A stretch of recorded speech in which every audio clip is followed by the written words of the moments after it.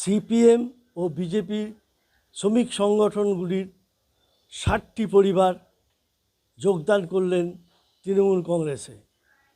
তৃণমূল কংগ্রেসের প্রার্থী ডাক্তার অতীন্দ্রনাথ মণ্ডলের হয়ে পৌরসভার 17 নম্বর ওয়ার্ডে একটি জনসভাতে এই যোগদান করালেন রানাঘাট সাংগঠনিক জেলার সভাপতি দেবাশিস গাঙ্গুলি। এর ফলে তৃণমূল কংগ্রেসের প্রার্থীর জয়ের মার্জিন আরও বাড়বে বলে দাবি তৃণমূল কংগ্রেসের।